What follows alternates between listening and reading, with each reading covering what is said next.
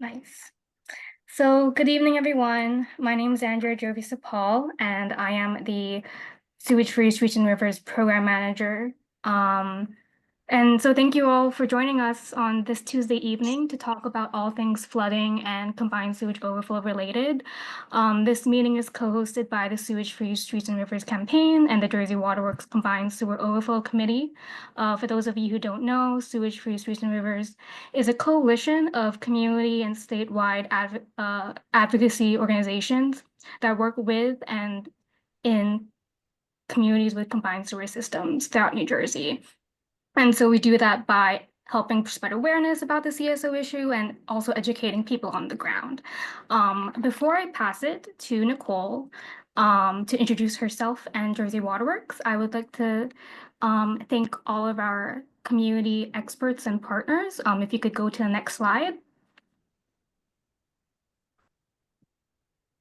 So yes, we're joined today by our community partners and experts who will be providing their expertise and lived experience on their the combined sewer overflow issue and the Passaic Valley Sewerage Commission draft permits that are out by the DEP. So they're Hackensack Riverkeeper, Keep America Beautiful, the Newark branch, NewarkDIG, New York, New Jersey Baykeeper, Southward Environmental Alliance, Sustain Work, and Wade Trim Consulting. And then I'll pass it to Nicole Miller for her introduction. Thank you. Thank you so much, Andrea. Hello, everyone. My name is Nicole Miller. I am Principal Consultant of M&M Consulting. Also, I am co-chair of NewarkDIG, doing infrastructure green, as well as co-chair of the Jersey Waterworks Steering Committee, and a happy member of the Jersey Waterworks Combined Sewer Overflow Committee. And we are here, as Andrea mentioned, to review the Passaic Valley Sewerage Commission long-term control plan and prepare everyone for the community community engagement component, which is very important. And so I know a lot of you are very familiar with it, but we also want to be speaking as much as possible to the community and preparing you to speak to the community if you have any sort of community-facing opportunities. And so I'm just going to quickly go over the agenda. Thank you so much, Jyoti.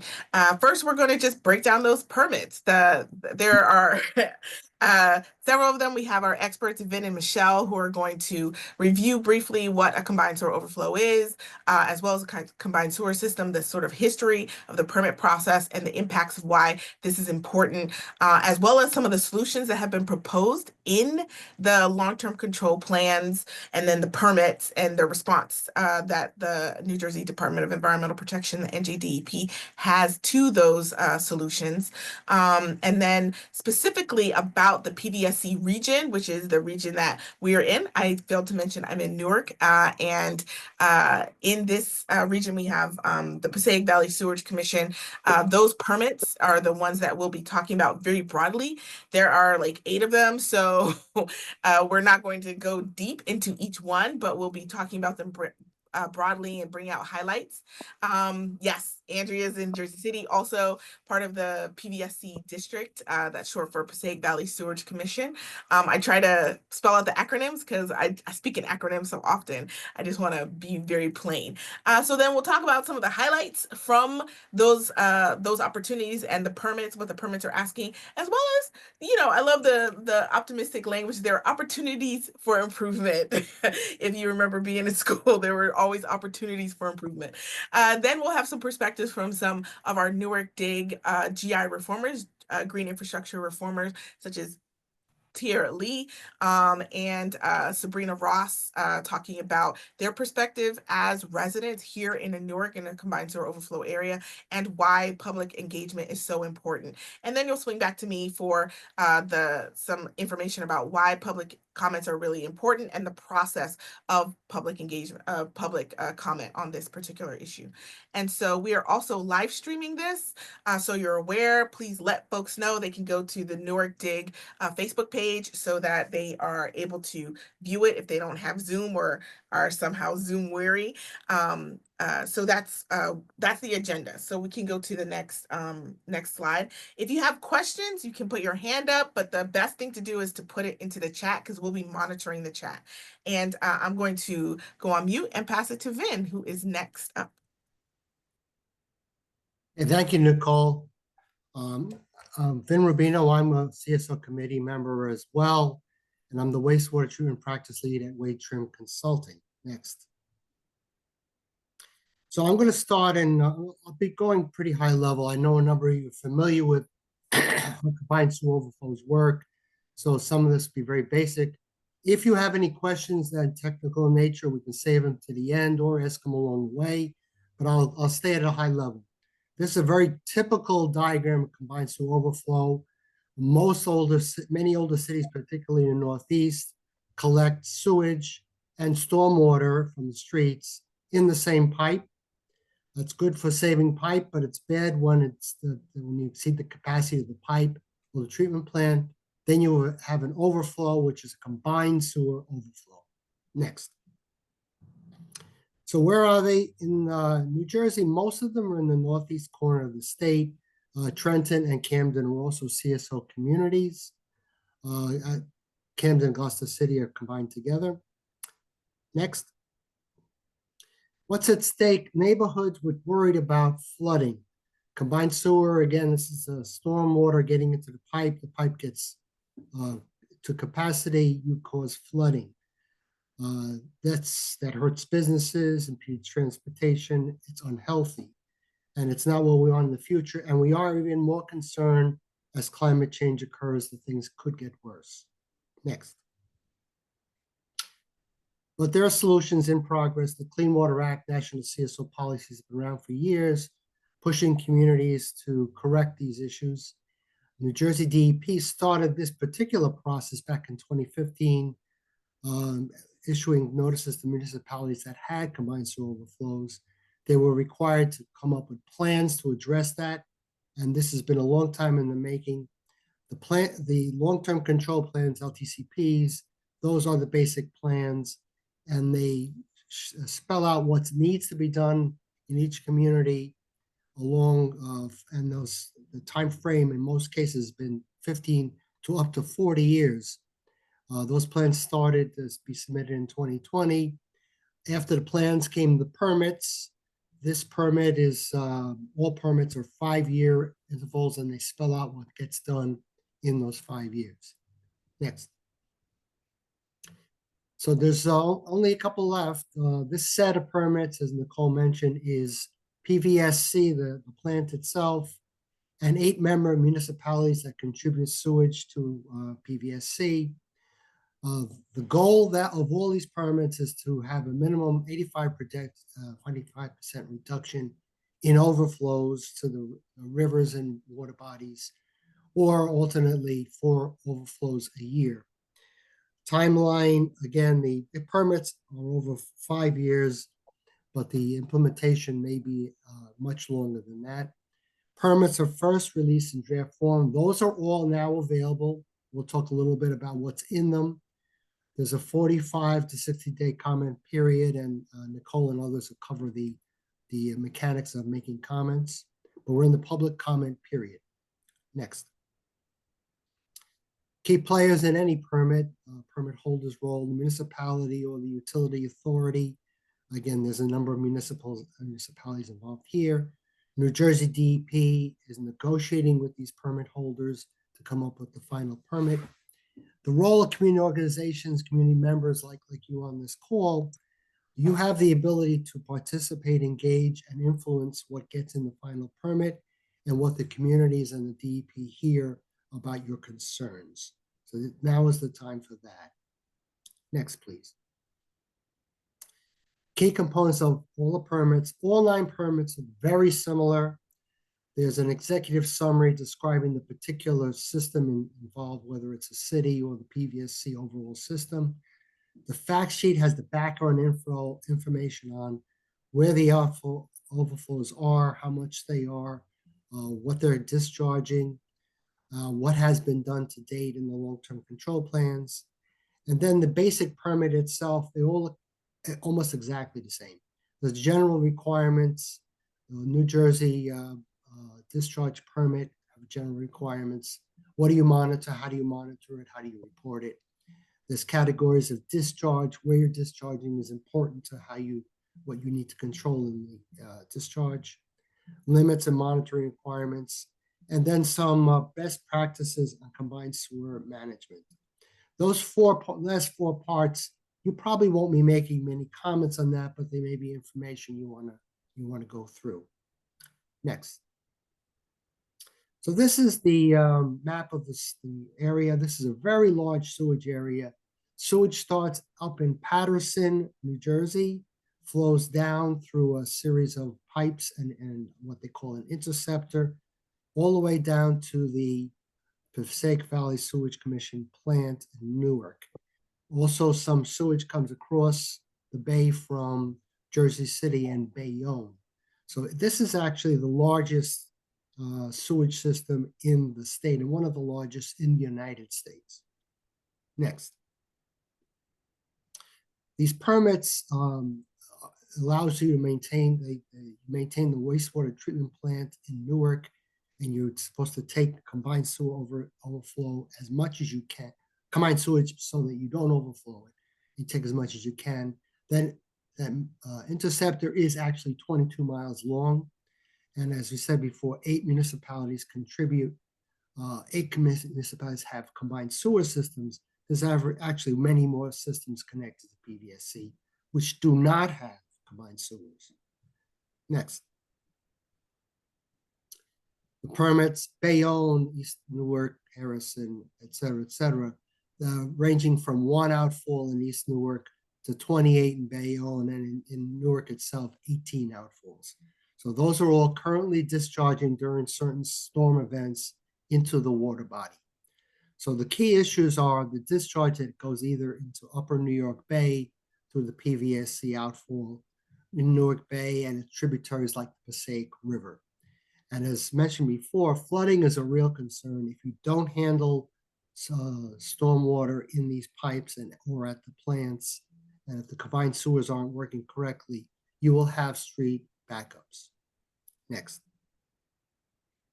So this is from page 61 of the permit, and it describes what in general is being done in terms of removing CSO from the rivers and water bodies over time. Currently, and it's a little, I'm sorry for the fuzziness, but it's a little on the left-hand side. Currently, they're capturing 69% of what they want to capture, which is not too bad, but it's not great. You want to capture 100% if you could, but the regulations require them to, as mentioned before, capture 85%. And all the projects that are described in the permit go towards that. And as you see on the bottom time scale, it isn't until around 2050 that you get close to that 85% goal. That's a long ways off. So the annual volume is 4,569 million gallons of overflow into water bodies. After all this is done, that gets reduced to 2,255. Again, a lot of sewage going in the river, but much less than currently happens. Next. So a little more about the permit. I mentioned the goals and the current capture. The problem we've seen, and most people have commented on in past permits, the timeline is very long. There's a reason for that. These are expensive things to do in many cases.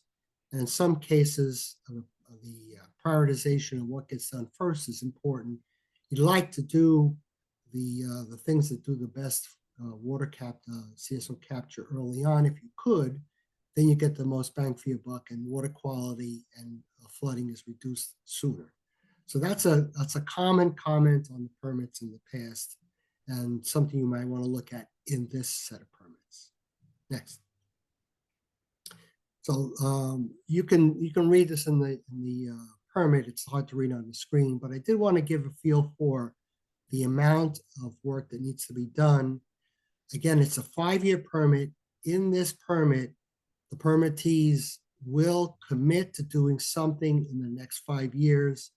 This particular grouping is the commitment over the next 5 years of the permit.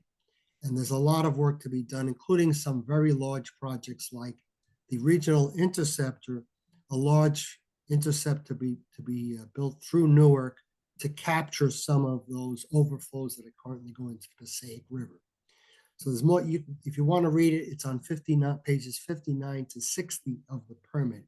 But this is the group of projects that in the draft permit anticipated to be done in the next 5 years. Some of them will be completed, some of them will be started, but this is the commitment of the permit and that what they have agreed to. The next slide, Jody. This is the rest of what needs to be done, and it's mentioned in the permit, the draft permit, but it's not committed in terms of exact time frame in this permit, in this 5-year permit. And this group of projects, which completes and gets you to 85% capture, is the rest of the projects that need to be done. A lot of work, and it goes out to the year 2064, which is a long way out. So that might be some of the things you look for. Are there things that could be done sooner? And as will be mentioned later, maybe green infrastructure is something you want to try to move up in the permit. Next. So components that you'll see in the description that are commonly done for controls, tie gates and dams to hold back some flow. Raising the outflow sometimes is helpful. Sewer separation is pretty common. Remember, you have a combined sewer here. If you can separate stormwater and wastewater that comes from the toilets and the like, that goes a long way to cleaning up the water bodies. Sewer separation is very difficult because you have to dig up streets and put in parallel sewers, but it is being done in some communities. Green infrastructure will be talked about a little later on, but these are things that try to keep water out of the sewers by capturing it in green infrastructure. Storage facilities, tunnels are part of this plan. And importantly, PVSC has agreed to and has done taken steps toward expanding how much they can take and treat at the wastewater plant before discharge into the harbor. Next. So in this permit, you will see both green and what's called gray is when you use you're doing construction of hard infrastructure. So these permits also address CSO local flooding, and Jersey Waterworks and Sewage-Free Streets are pushing to make sure that you consider green whenever you can. Green has a lot of benefits besides capturing stormwater. There's also benefits to the community. And we want to make sure that the timelines are reasonable considering the funding. So we want to talk about the positives of the permit. I'll touch on a little of that and we'll talk about it later. And again, your chance to look for opportunities to improve what gets done. Next. Operation and maintenance is also part of the permit. And I will point out that this was something that Jersey Waterworks in particular has been pushing for a number of years, and it has worked its way into the permit. The municipalities that run the sewer systems are required to keep their sewers clean. Keeping sewers clean gives them a lot more capacity and therefore less chance of overflow. Next.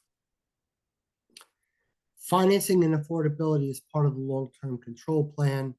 When the plans are put together, there's a review to see how much a community can afford to do at one time by financing internally, by looking for other places for financing.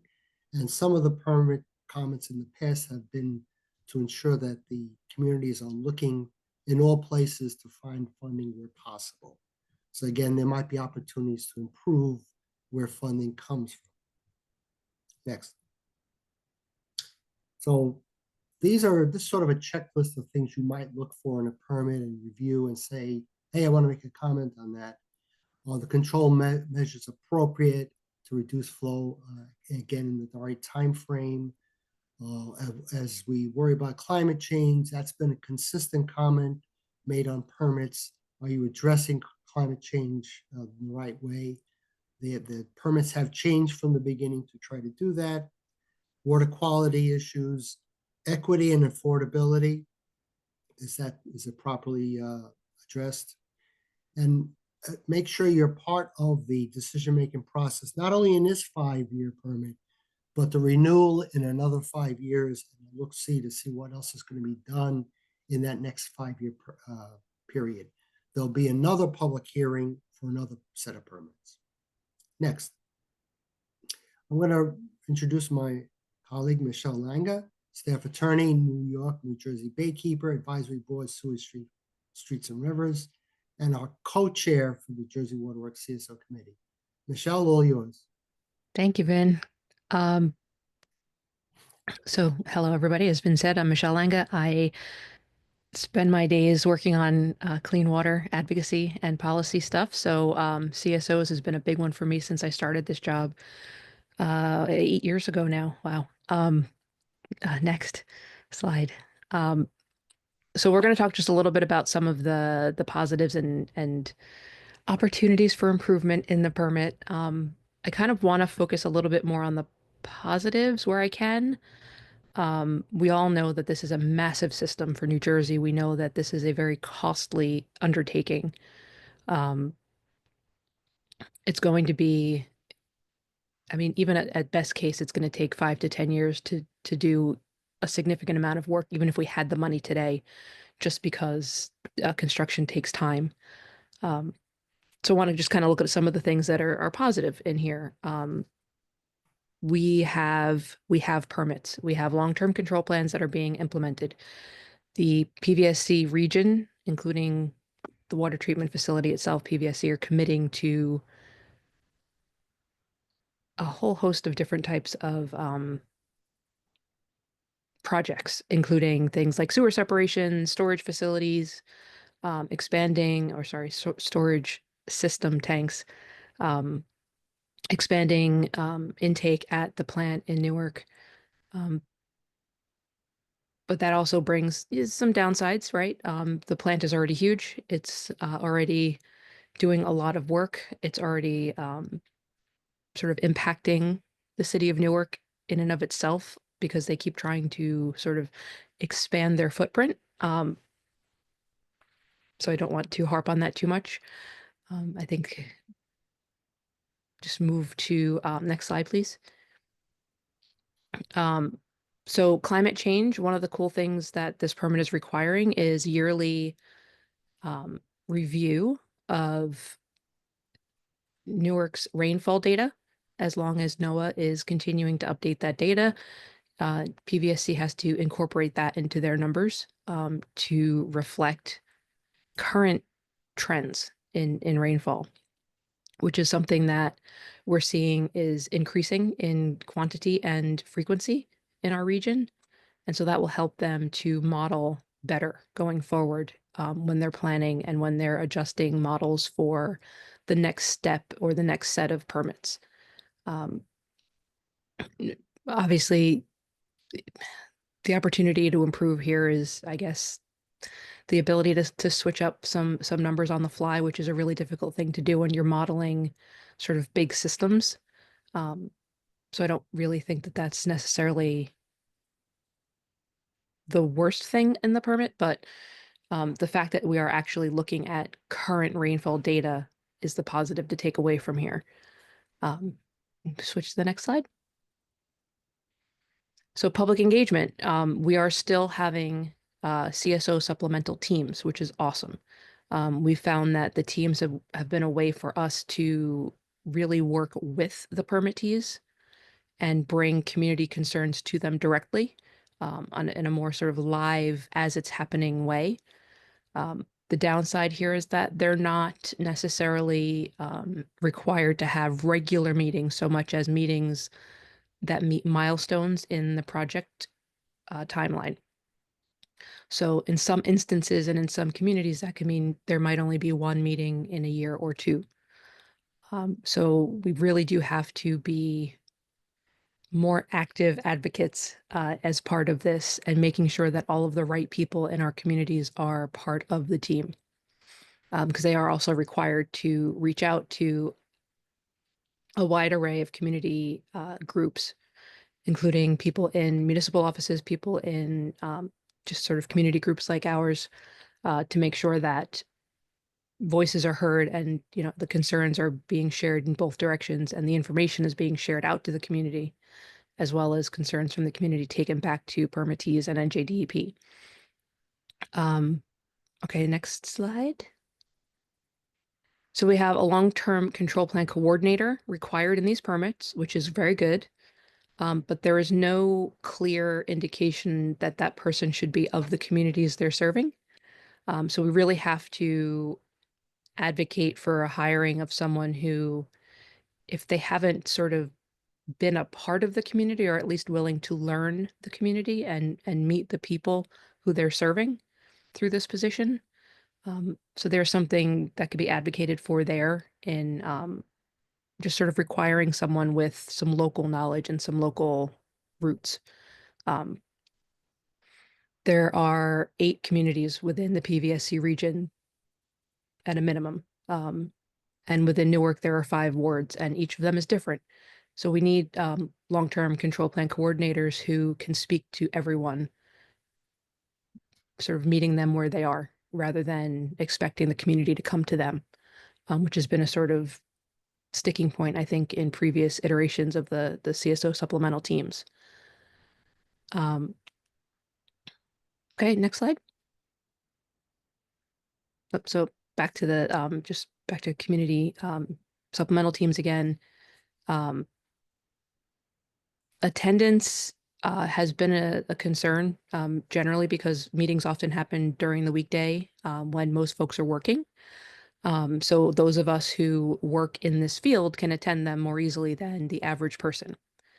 So that's sort of a downside. However, these meetings are also required to be recorded and or live streamed and provided to the public post meeting. So in a way, at least we can still make sure that everyone who wants access can have it. It just sort of takes away that live ability to ask questions and bring concerns in the moment. Project-based engagement is great. When we're talking huge construction projects, it's really important that the communities know, why their street might be closed for 2 weeks, why parking might be disrupted for a time, things like that. So we want them project-based, but we don't want the meetings to only happen when something big is happening. There should be a little bit more, even if it's sort of passive engagement throughout the year to let people know what's happening and that things are still on track. And next slide. So as Vin said earlier, 2064, it's a really long time to have to wait. But again, this is a very, very expensive commitment. So there are ways that we can look to encourage the permittees to be creative in their funding resources where they seek funding. Maybe find ways to, as it says here, leverage federal funding if it's available. Look at things, excuse me, regionally, if there's an opportunity for a regional authority to help fund this in a way. There are some communities who've researched it and not made that next step to make it real. But basically just encouraging them all to think outside the box when it comes to funding this, so that the bulk of the burden doesn't fall on the community itself. And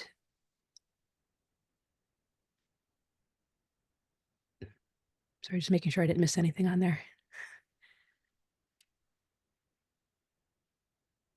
Yep, I think that pretty much gets all of that. So next slide. All right, so we're up at a pause. If I missed anything,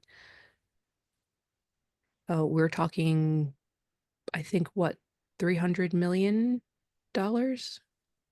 Nicole, maybe you can, or Vin, if you remember the number. But it's Vin, you're on mute.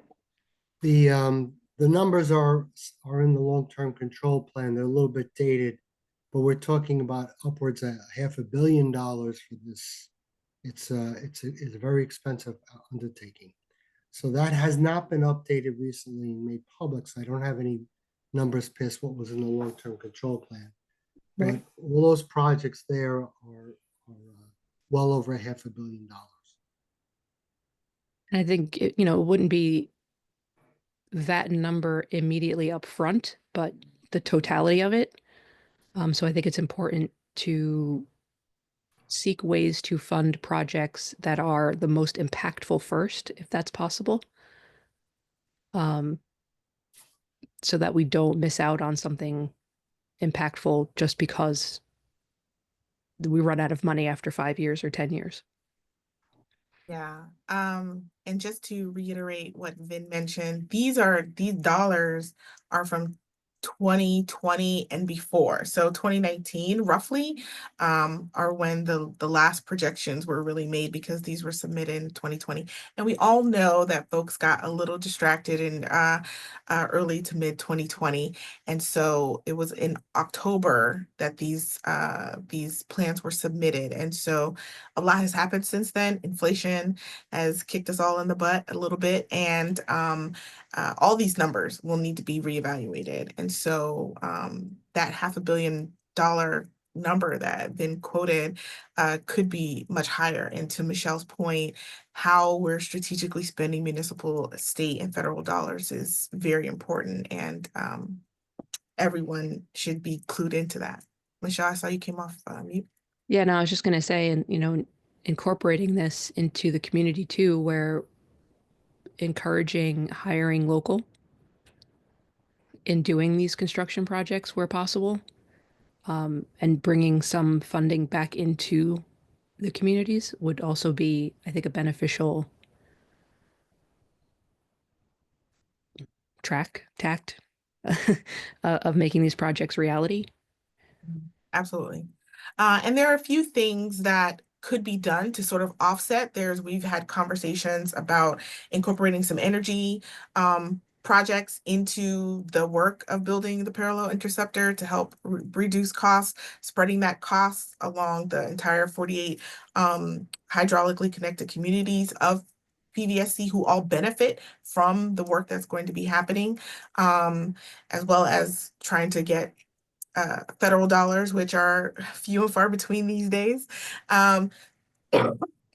So, and also, one thing that can't be understated is the idea of injecting a little, I'm going to use a dirty word, but equity into the situation with stormwater utility, which is opportunity here in New Jersey, but has not really been taken up in a wholehearted way. We really do hope that the PVSC towns, starting with Newark, really do take advantage of this opportunity to hold those who contribute the most to the stormwater runoff problem to its solution. It just makes sense, right? Like if you have a large piece of property and more stormwater hits your property instead of hitting the ground and soaking in and goes into the sewer system, that you would help to upkeep that sewer system. Right now, we don't have a mechanism to charge for that. And so that's what a stormwater utility is. It's just a mechanism to charge for the amount of water that you're putting into the sewer system from your impervious surface.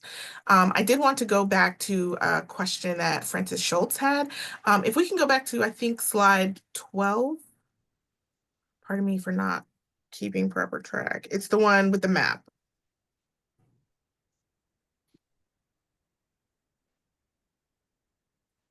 Yeah, that one. So Francis' question is, seems that property acquisition is the longest lead for the interceptor tunnel component. Does anyone see ways to shorten that timeline?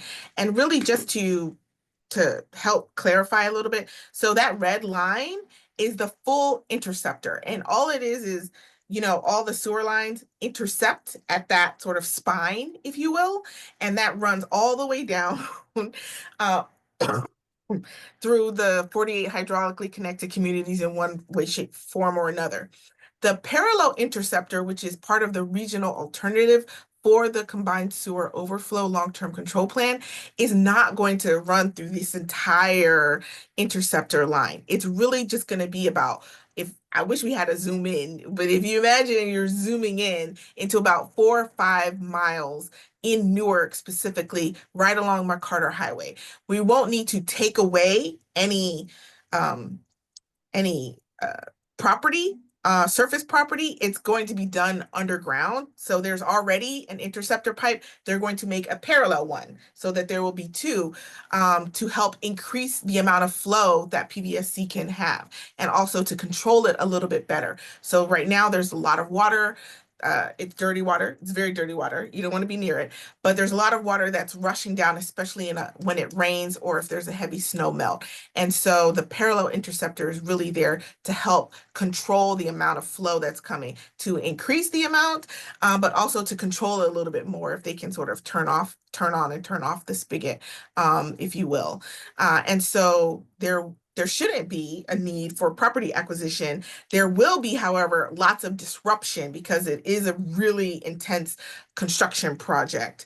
And so Nicole, one clarification for this project is typically termed a tunneling project because, as you said, it's mostly underground. There will be a need to acquire property to launch the tunneling machine and to capture it at the other end. So there is some property acquisition to to build the interceptor, particularly at either end. Typically. Yeah, just for the construction component. Right. Yeah. And then that property could be permanently purchased or it could be temporarily used. So that's part of the planning of the project. Yeah. What we really see as the longest lead component is what has been taking the longest so far, which is all of the towns coming together with cost sharing for this entire process. So I think buying, getting control over a couple pieces of property in Newark is less of an onerous task than getting all of these communities to work together and come together with agreed cost sharing. So we continue to advocate for that. But yes. Victoria Zelen Cloud put into the chat, a bio-regional approach would add tremendous value and might accelerate the pace of public engagement and still provide municipalities with the necessary data.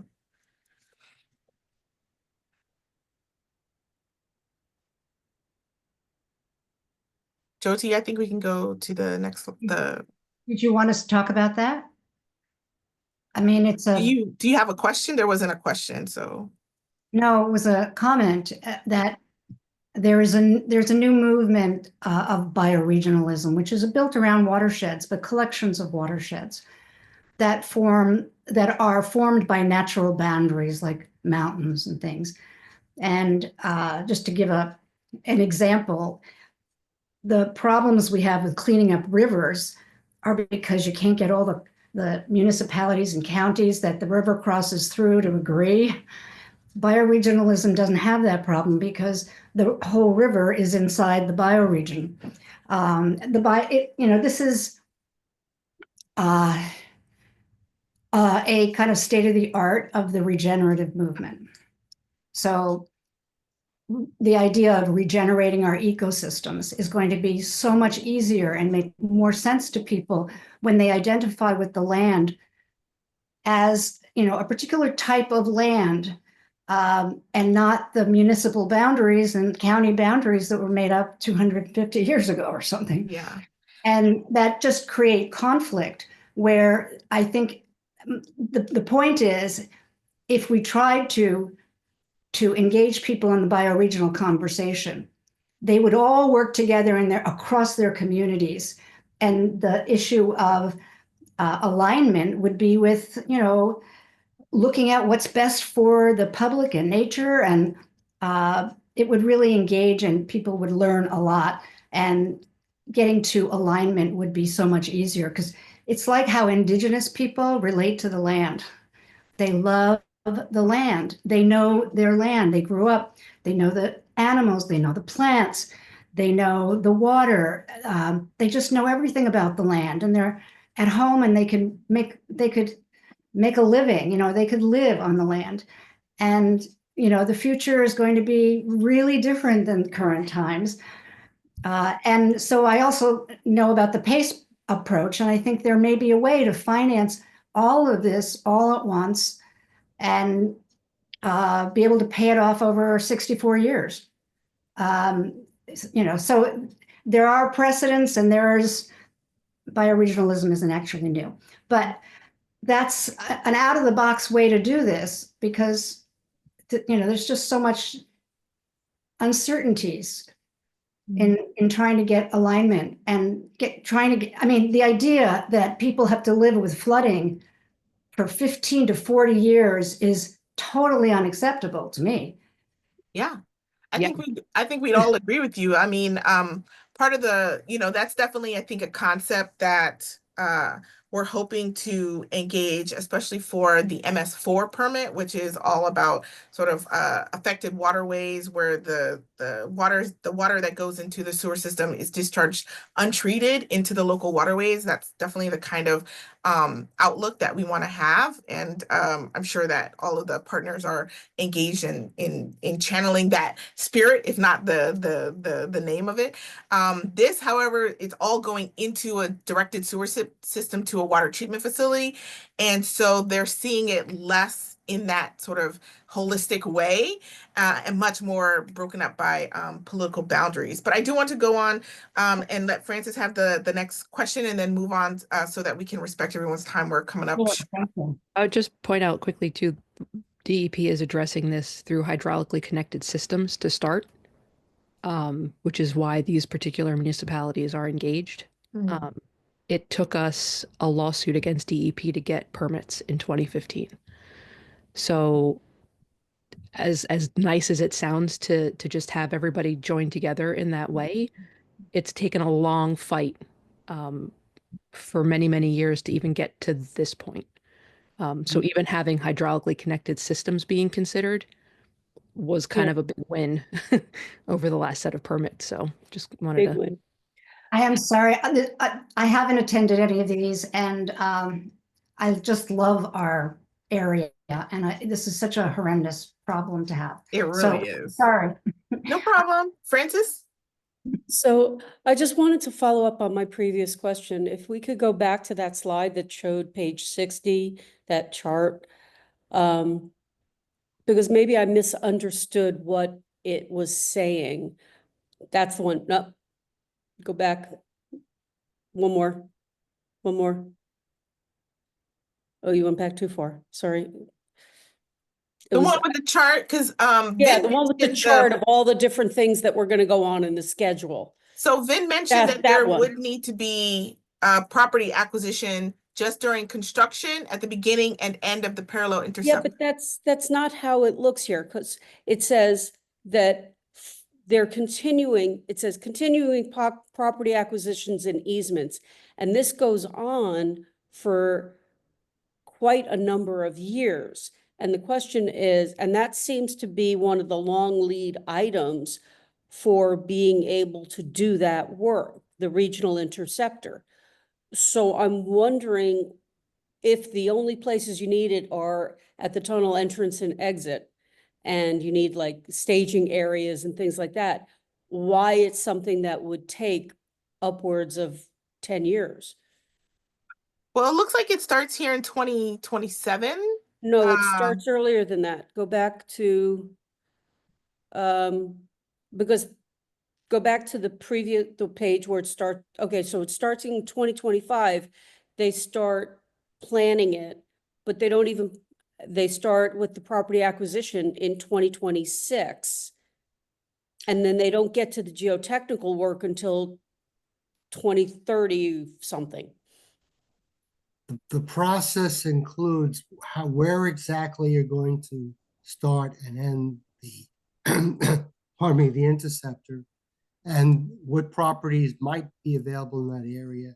So the property acquisition is identifying potential properties, looking at the routing, determining if those properties are big enough to construct from, and then procuring the properties, sometimes from owners who are not interested in selling. No, and So, I yeah. really understand that, and I understand how the process works. I've done lots of this. I've done work on trying to permit pipelines and things like that. So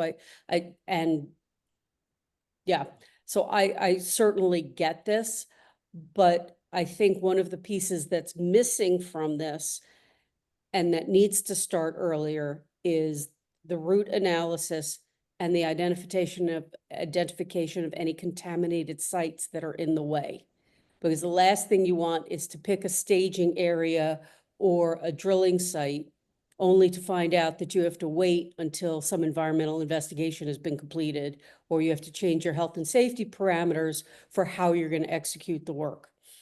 I think that's a great segue into our next section. Okay. So Jyoti, if we could go to the next section. So the next section is all about how you can leave a public comment. And so first we're going to hear from Tiarra,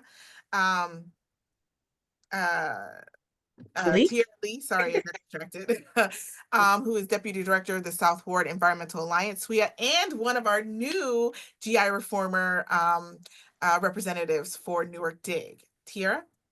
Yes, good evening, everyone. So as Nicole said, my name is Tiarra Lee, and I serve as the Deputy Director for the Southward Environmental Alliance, also known as SWEA.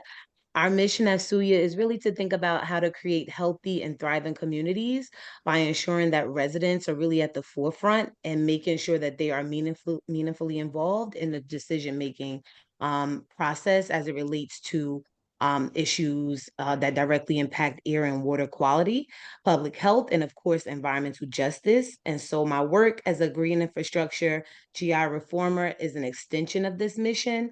And so as Nicole said again, this is my first year as a GI reformer for NewarkDIG, which stands for I'm doing infrastructure green. And so with as a GI reformer, you know, my role is really to work closely with the city of Newark's water and sewer department, and its vendors to promote the city's green infrastructure program, Rain Ready Newark.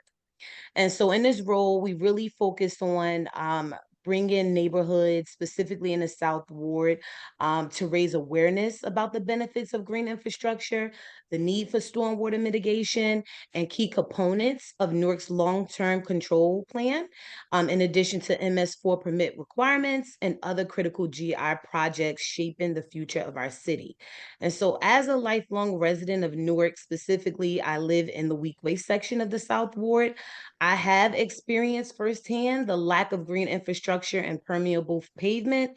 I live near Weequahic Park, as I mentioned, just off Meeker Avenue, which is one of the most notoriously flood-prone areas in the city. So I have seen what extreme flooding looks like, what streets look like when they're backed up with sewage, and just being inconvenienced when it comes to driving and trying to get through the city, you know, and accessing those major routes like Route 22 and 1 and 9. And so, you know, when you think about, you know, flooding and extreme flooding in our case, it creates serious health and safety risks as stormwater collects near homes, parks, and public spaces. And so I think when I think about all of this and I think about the combined sewer system, I think when I first learned about it, I was shocked and honestly just disgusted all in once. And I think that when I really understood how, you know, the heavy rainfall contributes to raw sewage and polluted runoff to flood our streets, it motivated me to want to do something. And so that actually led to my, you know, seeking, you know, this position as a GI reformer. And so when I just reflect back on learning about the combined sewer system, and being able to then share and turnkey that information with residents, is just a way to really motivate residents to want to take action. Just, you know, using myself as a example, you know, when I learned about what the combined sewer system was all about and just the harmful impacts it has on our health, it led me to want to be more engaged and more, you know, community, like wanting to, involve the community so that we are empowered. And so I think, you know, awareness is the first step towards change. And so once residents understand the issue, they want to be a part of the solution, as I have, and simply spreading the word and being able to share that knowledge, making sure we're bringing in the community so that they are part of the projects and initiatives is really key as well. We think about building community power. We know that residents in the city are the experts. They are here, they are living this, they are feeling it. And so, definitely want to make sure that we're providing that that opportunity to bring them in. And so I'm going to pass it over now to my colleague Sabrina, who's going to discuss further the importance of public engagement. Sabrina? Thank you, Tiarra. Hi, my name is Sabrina Ross. I'm the Executive Director of Keep Newark Beautiful. And I'm also a GI reformer for NewarkDIG, doing infrastructure green for the West Ward area. Keep Newark Beautiful was established here in Newark in 2018, and it's a branch of Keep America Beautiful. And our mission is to inspire and educate people to take action every day to beautify and improve Newark's diverse communities. And our focus areas are environmental literacy, community resilience, and civic pride, which brought me here to this tonight. Because I know we all deeply care about the future of our neighborhoods, our environment, and our city. And so this workshop or this part is really just bringing a broader commitment and shaping Newark specifically, the neighborhood, that I'm engaging through litter waste and litter mitigation. I just want to take a few moments to explain why public engagement is such a vital part in the process that we're engaging even tonight. Next slide. And so public engagement is not just a box that folks check off. It's really it's really the heart of good of good neighborhood planning and how it creates a space for residents like you all tonight to contribute your lived experience, your ideas and dreams, and to learn more about what's happening in the area that's near you. And so why it matters. One, if once we learn more about what's happening and is engaged, we make better decisions because we're informed about by the people who know their community best. We can create policies and projects that are more equitable and inclusive, and we can build that trust between residents, city departments, and other partner organizations. And we can do this by making sure that changes happen in this area, but in Newark. And what does that look like in practice? Tonight, you heard from Tiarra and all the others about projects like the Southward Greenway, the Just and Resilient water projects. And so in practice, this means listening to the values of what matters most to residents, like clean air, street, uh, flood prevention, and green spaces. Then, understanding what's working, what's missing, what kind of support people need to feel more connected and empowered.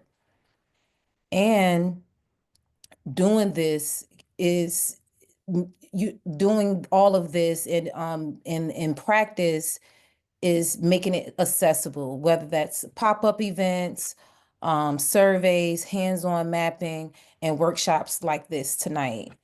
And so as I close, I encourage you to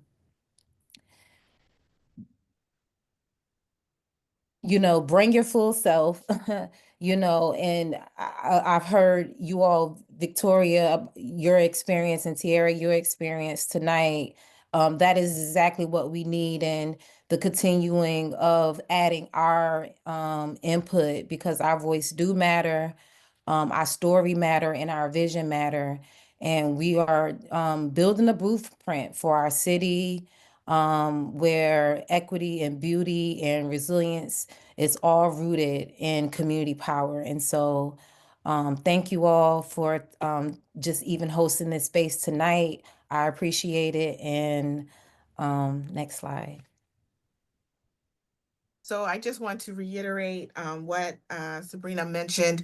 I love that, bring your full self, right? So your community voice matters. This, as Vin mentioned, and I think Michelle as well, this process began as a result of community pressure in 2015. Ultimately, every time a CSO event occurs, every time there's toxic water that comes out of our sewer system into the Passaic River or to the Elizabeth River or any of the rivers around New Jersey, that is a violation of the Clean Water Act. And so all of these towns are being permitted to pollute in this way. And so we want to make sure that our regulator, New Jersey Department of Environmental Protection, is able to regulate in the way that they possibly can, and also to reduce the instances of this violation of the Clean Water Act. We want to have fishable, swimmable waters, and that is hard to do when we regularly have human sewage being spewed out into the river. And so it's important that all the people who are affected up and down the towns, even if you don't live in the town, if you recreate or if you ever go out or want to, go out to Jersey City along the pier to take a look at Manhattan. Well, I don't know because Newark is right here, but you don't want to be smelling effluent when you do that, right? Like you want it to be a pleasant experience, and all of that means that you are an impacted stakeholder. And so we want to make sure that everybody knows what this looks like in practice. And so the next slide, please, Jyoti. We have a couple examples. Oh, that's me. Hi. So why your public comments matter. So for example, this is an example of in Camden, this is Andy Cricken, my co-chair of Jersey Waterworks Steering Committee, as a representative of Camden. He's a stickler for those 9 minimum controls. And he's like, we got to make sure that the cleaning requirements are indoctrinated as part of the permit going forward. And we reiterated, we put it in every single one of our permits. And in the finalized permit that was released for Camden, we saw that the department did enhance the requirements with not only system cleaning, specifics about what they need to be cleaning out and how often, as well as a little bit of a stick there to make sure that they're properly documenting, and that they should know that there will be enforcement action taken if all of the steps are not followed. So this is a direct result of public comments. Next. Another example is the limit of time. We talked about, I think Victoria mentioned somewhere between 10 and 40 years for people to continue to live with toxicity backing up into their streets or into their rivers or into their homes and basements as a possibility. We want to make sure that we reiterate to DEP that this is a major concern for the community, and the DEP must respond. If you ask a question or make a response, they do respond, and it's kind of dry, it's long, but they'll log everyone who makes a comment, and they will also make a response. It might take a little while, but they will respond. And so you can see here that the request here about maintaining time, the DEP did give a little bit of a formulaic response that they have to balance it between how much it costs, what the capability of the municipality is, but also keep bearing in mind that people are suffering in the meantime. And so that's the response. So when you make a comment, you should expect to see a response, and we'll be also sharing that out once we get them to make sure that you don't have to go hunting for it as well. Next slide. And so another one about funding. So I know that I think Dan Van Abs put a point in there into the chat about funding, and some other people asked about sort of how expensive it is. We've asked several times, and you can see it actually in the response. We've asked several times about funding and financing, and making sure that the DEP is holding them as tightly as they possibly can. And you'll see here that however, they say, I think, it's sort of like as noted in previous comments, because they've had to repeat themselves several times, but user fees and rates and structure are outside the purview of the NJDEP's regulation and outside the terms of the permit. But that doesn't necessarily have to stop you from saying, okay, it's outside the terms of the permit, but the DEP also has an ability to provide guidance. And in this, we continue to push. The DEP might not be able to regulate how they handle their finances, but they can guide and they can encourage. And the EPA actually, old EPA has guidance about how some of these systems can be funded, and so we want the DEP to also do that. So that's just an example of how some of the ways in which your comments are responded to and some of the effect that it might have. Jyoti?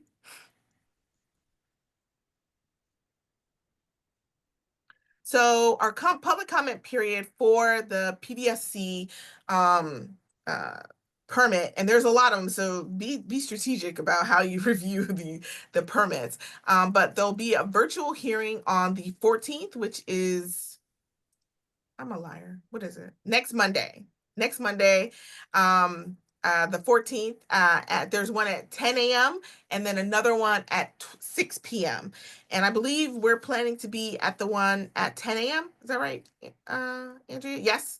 So the collective we will be there leaving our comments at the 10 a.m. hearing, but please do feel free to attend either the 10 a.m. or the 6 a.m. And there's also, that's virtual. And then there's in-person hearings that are happening on April 16th. That's 2 days later. And Andrea is putting links in the chat there for the sort of like save the date information. There's one at 10 and one at 5.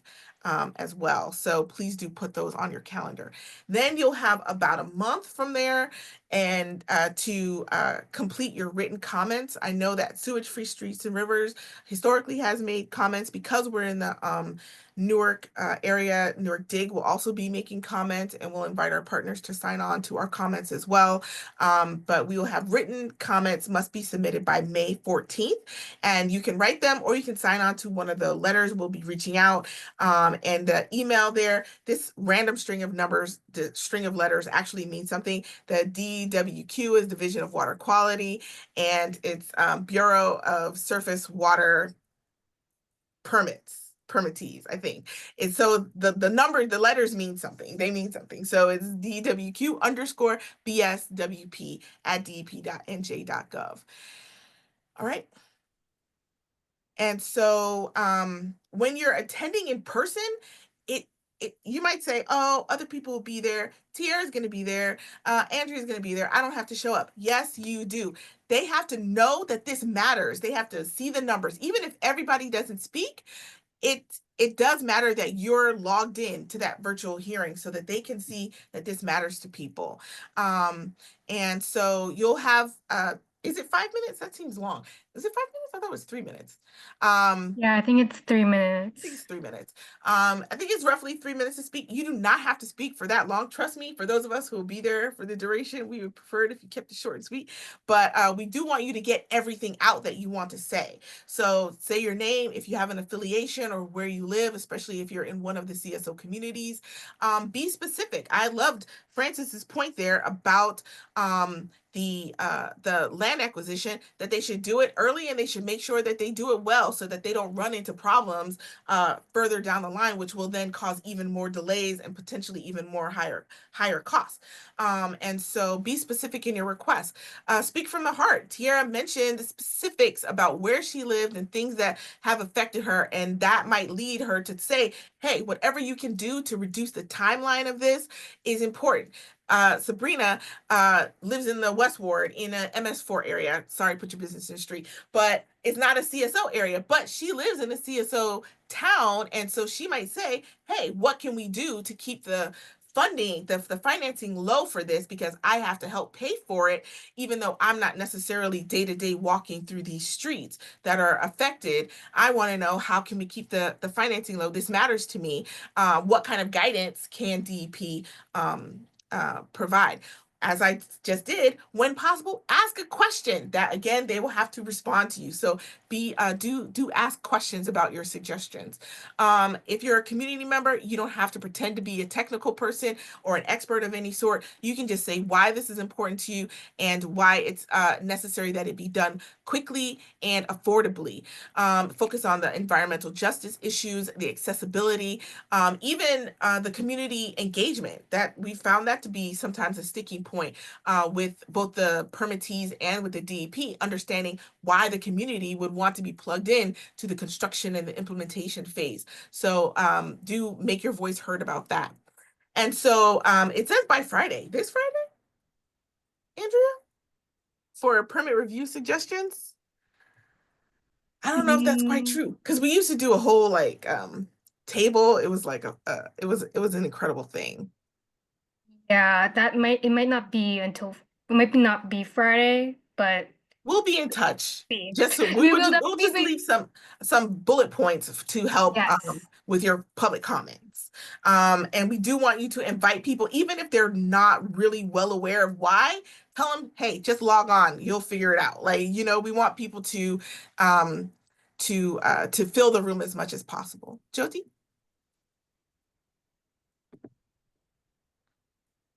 Q&A. I thought there was more. Did I already say how to do it? Written comments, yes. Written comments. So the May 14th date is the date for written comments. The first one was for if you're going to attend one of the in-person or virtual sessions on the 14th or the 16th. And now for the written comments, we do want you to, again, you don't have to, it doesn't have to be lengthy. It can be an email or snail mail. If you want to pull out your book of stamps and send something to the DEP, you're welcome to do that. There is an address that we can share with you. But you want to say why, we've talked about why the comments are important, how they make a difference, as well as how to do it. We have submission is listed on the permit, and there's also an email. Andrea can drop that into the chat as well. The Division of Water Quality, Bureau of Surface Water, blah blah blah, into the chat. And we, as I mentioned, will have some written comments that you can sign on to, so that you don't necessarily have to feel that you need to write your own. But you are, of course, welcome to pull out anything that's important to you and send that along as a written comment. Jyoti? So now we can go back to Q&A. I haven't been paying attention. I saw there's been some chat fever. Dan, I don't know if Dan is still on. Dan, I did want you to talk a bit about your comment here about the Century Bond from DC Water, and how might people turn that into a comment for the DEP? So yeah, so the DC Water, when they were dealing with their combined sewer overflow project, which was enormous, did use what they call century bonds. These are basically 100-year bonds. That's why they're called century bonds, as a way of establishing very long-term financing to do projects up front. They didn't have a 50-year implementation period. They had more like a 10 to 15-year implementation period for their tunnel projects. They're still doing additional work now on green infrastructure and things like that. But the tunnels are, at least one of the major ones, maybe two of them, are now done. And they did that in part using this century bond idea. So it's the basic idea in here is that we shouldn't feel that everybody has to go through the water bank, that the only way to do anything is to go through the water bank. It's a great program. I'm never going to talk it down, but there are additional ways of dealing with this, and we should be thinking broadly about how we go about doing these kinds of programs. And to Dan's point, in the comments, people are used to talking to NJDEP, but you can also talk through NJDEP to the municipalities. And with something like that, that would be a comment that you're leaving to the permit holder through the DEP. The next question from Artem. I apologize if I'm saying your name wrong. I did leave the email addresses for both Andrea and NewarkDIG in the chat there. So hopefully we'll hear from you. Pardon me if you can hear, the city of Newark is picking up my paper recycling and it might be loud. Before we jump to the next question, just to kind Yes. of piggyback off of what Dan was talking about, CSOs are not a New Jersey specific issue. There are communities around the country who have dealt with this. And honestly, I think the city of Camden, Gloucester has done a pretty good job of addressing CSOs so far. Not perfect, maybe, but this is not novel for us. So it is possible to see a reduction or an elimination of CSOs in some cases. So it's not an unwinnable battle. It's just a matter of making our voices heard to say that this is something that is important to us as community. Absolutely, absolutely. And Yeah, that's a honestly, good point. to Dan's point, we're at There the are over 800 yeah, over municipalities 800. We're at the in the end. country. Yeah, we're at the end of a long line of folks who are finally getting around to their combined sewer overflow issue, nationally speaking. And Dan mentioned a timeline that was, you know, a fraction of some of those that are proposed, you know, 10 to 15 years. And so these are concerns that we should raise and hold their feet to the fire, if you will, from the community's perspective. Victoria, I do want to come back. Is it a public or private organization is responsible for making the changes? Which changes? Oh, to fixing the systems, all of the systems. Public, So it's a for the public most utility. part. There aren't Okay, any private. There aren't any private. so the utilities. costs are all public. Okay. So Well, for this, in this particular instance, they're all public utilities. no, that's okay. Now, I don't understand why this couldn't just be a regular specialist handled like any other special assessment, like a sidewalk assessment. You know, what it does is it amortizes the improvement over the long-term life, like could be 100 years or whatever they expect the life of the system to be.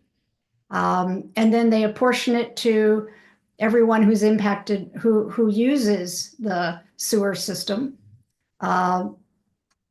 in a proportionate way. So you've got 64 years, you've got, I don't know, thousands, millions of houses and homes, and everybody gets a little piece on their tax bill that's relative to having fixed the CSO problem back in 2025. And it only took a couple of years and it all got fixed all at once. And that was that. It's just a special assessment. They do it for libraries, sidewalks. I think you should put it in the public comment. The problem, yeah.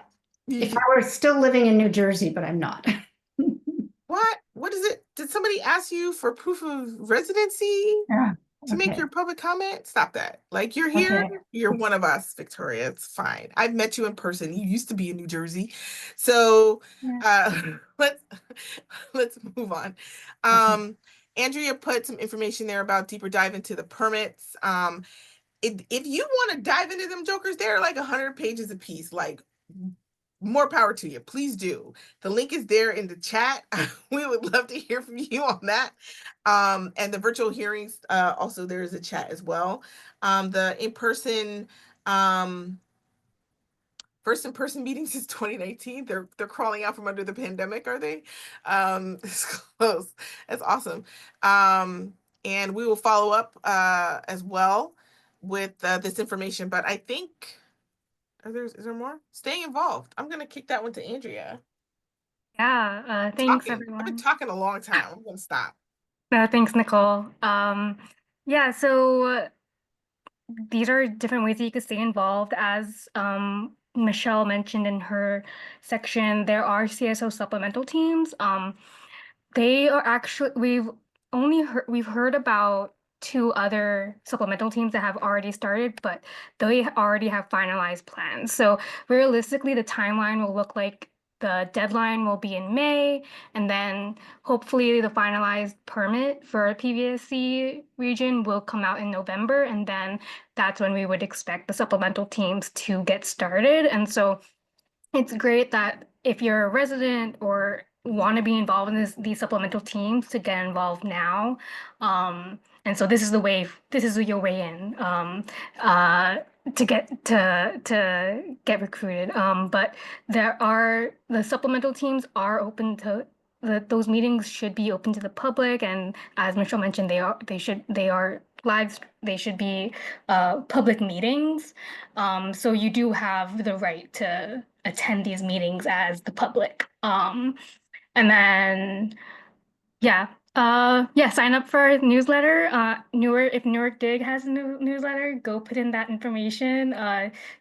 Southward Environmental Alliance, please feel free to put in all your contact information in the chat for how to just stay involved and stay active and join as partners. And then you could also become a member of the Jersey Waterworks Collaborative. You could join Nicole Miller and Michele Langa and the likes of Vin Rubino at these committee meetings. And I know some of you already are involved, so thank you for your continued participation. And yeah, so we do have there is some upcoming stuff that Sewage-Free Streets and Rivers is working on. We have, if you live in Jersey City, there's an upcoming flood survey, and we also have our community leadership action program. That's our training for grassroots training for different regions. So the next one that we plan for is in the Passaic Valley Sewerage Commission. You could go next slide, Jyoti. Yeah, and so this is kind of a soft launch. We'll be hosting the fourth one this year from June to August. And so if you live in the communities listed, or you know people who live in the communities listed, please encourage them to apply. It's a 5 cohort session. The commitment is the 2 in-person ones, and then the rest are virtual. And yeah, that's really it. I'll actually put in the link in the chat. I thought I had the link readily available, but I don't. But yeah, next slide. And so thank you to everyone who's been involved so far. Sewage-Free has an advisory board, and we also have the CSO committee members who provide assistance throughout the comment period. And then thank you so much to NewarkDIG, Swea, and Keep Newark Beautiful for attending and also providing your expertise as community members. This workshop is really to help people, you guys have the lived experience as community members, and we're just trying to help you understand the technical aspect to better advocate for your communities. So thank you so much for joining us tonight. Yes. Thank you all for attending. If you have any questions, we have the email addresses in the chat there. I saw that Tiarra and Sabrina also put their information into the chat. Please do reach out to us. We want to hear from you and stay involved, and also spread the word. Spread the word about the public comment hearing, the virtual hearing, the in-person one if you're in the Newark area, and then also the written comment period, which is due May 14th, so that we can make sure that as many people as possible are having their voice heard, even if only just to say that this is important and it needs to get done as quickly as possible. We do want that message to be received. So for Sewage-Free Streets and Rivers, for the Jersey Waterworks Combined Sewer Overflow Subcommittee, NewarkDIG doing Infrastructure Green, and all of our partners and friends, thank you so much for attending, and we will connect with you soon once we've dived into the hundreds of pages of permits. And we'll see you hopefully next Monday at the DEP virtual hearing. Yes, please. Sewage-Free will follow up with bullet points and all that. So absolutely. Thank you everyone for joining us this evening. I really appreciate your attendance and attention to this issue. Yes, thank you.